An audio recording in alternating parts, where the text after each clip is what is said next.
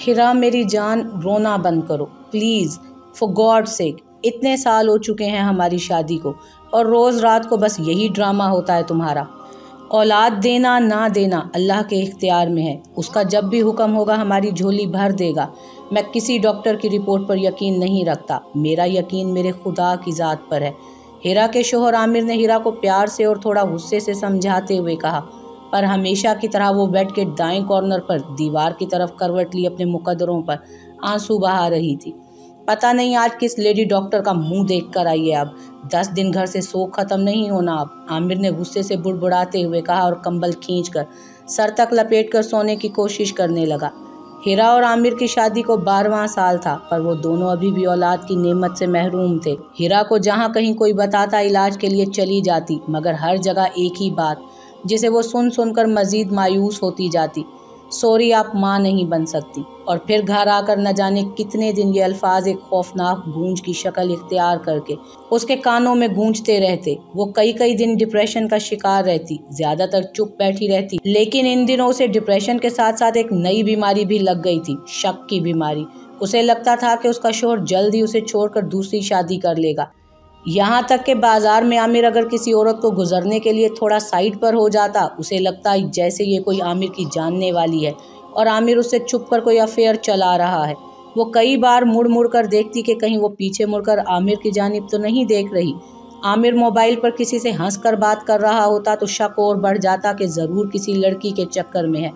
और अब तो हिरा इस दर्जे डिप्रेशन में चली गई थी कि उसे घर में कोई चाहे किसी भी वजह से हंसता हुआ नजर आता, उसे लगता कि वो उसी पे हंस रहा है और उसी का मजाक उड़ा रहा है। और अक्सर उसकी ये गलत फहमियाँ झगड़े का सबब भी बन जाती, कभी आमिर के साथ कभी ससुराल वालों के साथ, जिसकी वजह से अब वो अक्सर अपने कमरे में अकेली रहने लगी। बड़ी खामोशी से कुंडी लगाकर ज़्यादातर वक्त सोकर गुजार देती। मगर इन दिनों उसे आमिर के बदलते तौर तरीक़ों पर शक नहीं, यकीन हो गया था कि अब यकीनन ये किसी लड़की के चक्कर में है। औलाद ना होने के सबब जल्द ही उसे तलाक देकर दूसरी शादी के बारे में सोच रहा है। मगर उसने आमिर से बात करने से पहले तमाम सबूत इकट्ठे करने के बारे में सोचा, ताकि फिर आमिर मुकर ना सके, क्योंकि हर बार वो उसे हिरा के दिमाग का खलल बताकर खामोश करवा देता। शाम को ऑफिस से वापसी पर हिरा ने 8 बजे उसके घर से निकलते ही उसका पीछा शुरू कर दिया। आमिर आहिस्ता आहिस्ता गाड़ी चलाता हुआ एक कच्ची बस्ती के पास पहुंच गया और फिर वहीं उसकी गाड़ी रुक गई थी। थोड़ी देर बाद बस्ती में से एक बूढ़ा आदमी और 2 नौजवान लड़कियां गाड़ी की तरफ जाती नजर आईं। बूढ़ा आदमी लड़कियों को आमिर की गाड़ी में बिठाकर अब उनको हाथ हिलाकर रुखसत कर रहा था। ओह, तो ये यकीनन इन लड़कियों का दलाल होगा। हिरा को फौरन आमिर की गाड़ी का पीछा करने की सूझी और उसने पीछा शुरू भी कर दिया। और फिर उसे अपनी आंखों पर यकीन ही ना आया ये देखकर कि आमिर उन लड़कियों को लाखों की शॉपिंग करवा रहा है। हिरा का खून खोल रहा था, मगर इस बार उसने अपने ऊपर पूरा कंट्रोल किया हुआ था। दूर से ही हिरा ने उनकी कुछ पिक्चर्स और मूवी मोबाइल में सेव की और घर वापस आ गई।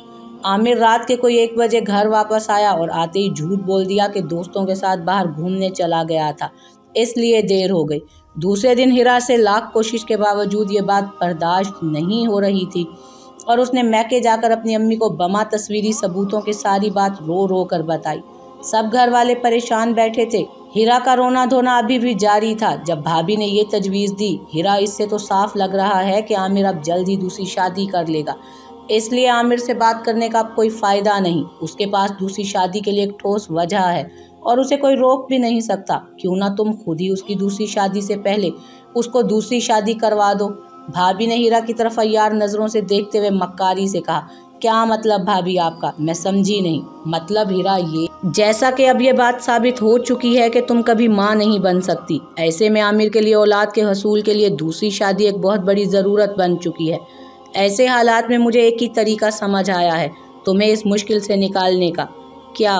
अगर तुम राज़ी हो तो।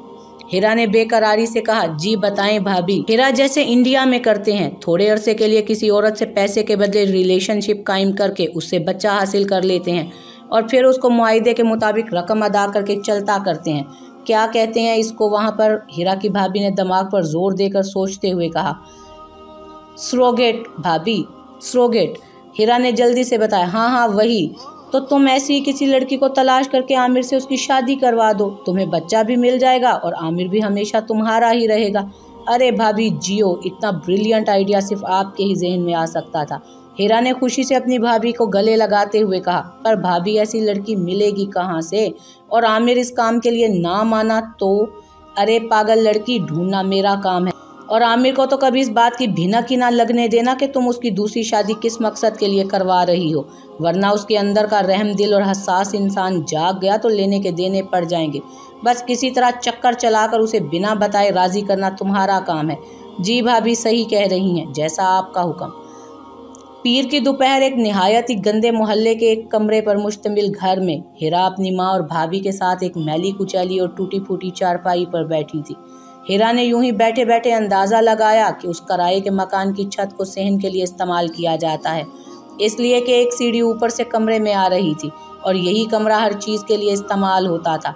कमरे के एक तरफ लैट्रीन थी, जिसके आगे मैला कुचैला स्याह रंग का जगह जगह से फटा पर्दा लटक रहा था, मगर लैट्रीन से उठने वाली बदबू नागवार थी। हीरा का वहाँ बैठना मुहाल हो रहा था।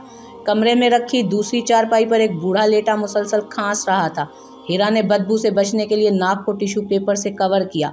थोड़ी देर बाद छत से किसी के नीचे आने की आवाज़ आई और फिर एक औरत अपनी जवां 7 बेटियों के साथ उनके सामने फर्श पर बैठी थी। जी तो रज़िया, तुम तैयार हो इस काम के लिए? जी बीबी, आप मेरी बेटियां देख लें, जो भी आपको पसंद हो मैं उसे भेज दूंगी। रज़िया ने किसी शिकस्त खुर्दा माँ की तरह अपनी बच्चियों की तरफ इशारा करते हुए कहा। हीरा ने गौर से देखा, 2 तो तकरीबन 30 साल से ऊपर की थी, जिनका नाम रज़िया ने आलिया और आबदा बताया था।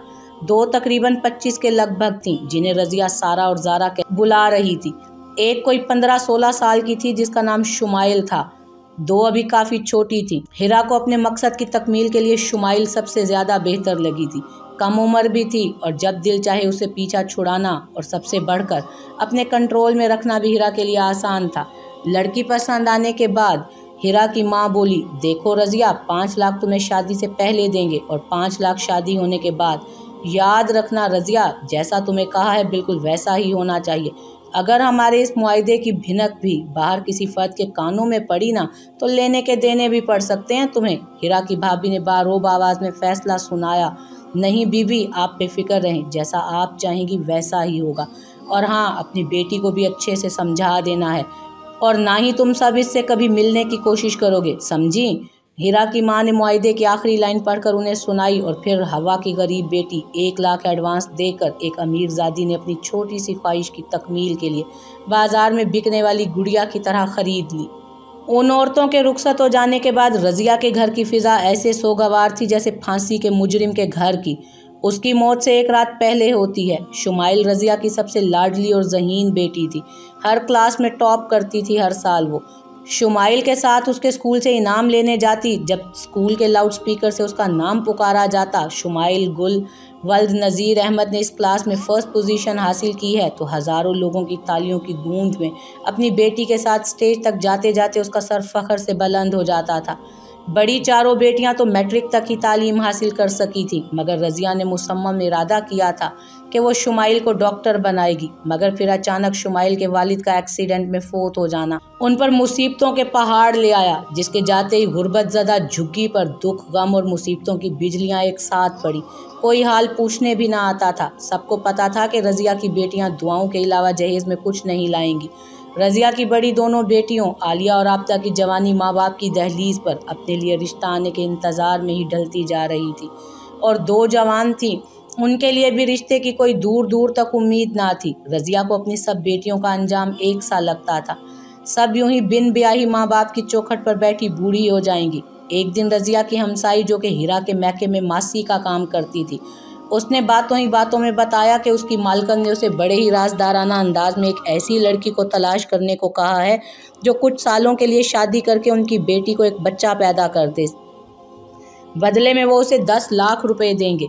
हमसाई की इस बात से रज़िया के दिल में ख्याल आया कि अगर एक बेटी की कुर्बानी से बाकियों की ज़िंदगियां संवर जाएं तो ये सौदा महंगा ना होगा, वरना आलिया और आबदा की तरह बाकी बेटियां भी उसकी दहलीज पर ही अपने हिस्से की खुशियों के लिए बैठी सिसकती रहेंगी, और बिना जहेज के इस गरीबी के आलम में कोई उनका हाथ मांगने नहीं आएगा। रज़िया ने घर आकर अपनी बेटियों से सरसरी तौर पर इस बात का जिक्र किया तो सब इस कुर्बानी के लिए तैयार हो गईं, मगर बदकिस्मती से शुमाइल उस कुर्बानी के लिए मुंतखब हुई थी, जो कि सबकी आंख का तारा और अभी खुद भी बच्चों जैसी आदतों की मालिक थी।